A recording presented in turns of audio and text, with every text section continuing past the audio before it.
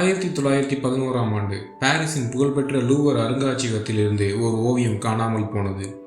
செய்தியை கேள்விப்பட்ட அனைவரும் ஆச்சரியப்பட்டனர். ஆனால் உண்மையான ஆச்சரியம் என்பது அது அல்ல.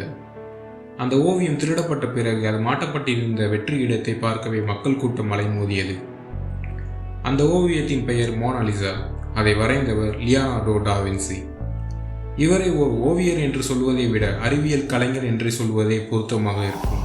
அதற்கு காரணம் டா வின்சி ஓவியத்தில் மட்டுமில்லாமல் கட்டடக்கலை, பொருளியல், வானியல் ஆராய்ச்சி, மனித உடற்கூறு ஆய்வு, இராணுவ ஆலோசனை என பல துறையில் வல்லுநராக இருந்தவர் லியோனார்டோ டா வின்சி. இத்தாலியில் உள்ள வின்சி நகரில் 1452ஆம் ஆண்டு ஏப்ரல் 15ஆம் தேதி செர் பியாரோ தா வின்சி கட்ரைனா இணையோருக்கு பிறக்கிறார் டா வின்சி.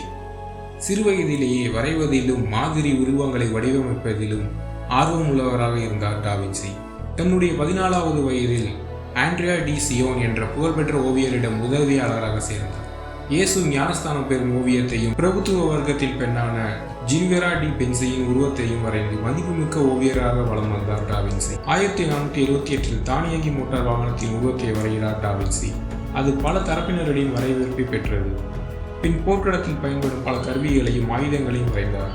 மருத்துவமனைக்கு சென்று இறந்த மனித உடல்களை ரகசியமாக விலைக்கு வாங்கி உடலின் உள் உறுப்புகளின் அமைப்புகளை பற்றியும் அதன் இயக்கங்களை பற்றியும் வரைந்தார் டா வின்சி. 1495 முதல் 1498 வரையிலான காலகட்டத்தில் தி லாஸ்ட் சஃபர் எனப்படும் இயேசுவின் கடைசி விருந்து என்ற ஓவியத்தை வரைந்தார். இன்றும் இந்த ஓவியத்தை சுற்றி பல சர்ச்சைகள் உள்ளது.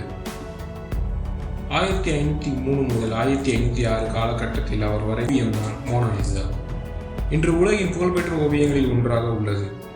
1516இல் பிரான்ஸ் மன்னர் முதலாம் பிரான்சிஸின் வேண்டுகோள்படி பிரான்ஸ் நாட்டுக்கு சென்றார் டா வின்சி. பின் 1519ஆம் ஆண்டு மே 2ஆம் தேதி தன்னுடைய 67வது வயதில் இயற்கை எழுதினார் லியோனார்டோ டா வின்சி. 1000 வார்த்தைகளை எழுதி பிறருக்கு புரிய வைப்பதை விட ஒரே ஓர் ஓவியத்தின் மூலம் 1000 அர்த்தங்களை புரிய வைக்க முடியும் என்பதை புரிய வைத்த டா வின்சியின் புகழை அவரது ஓவியங்கள் பறைசாற்றுகின்றன.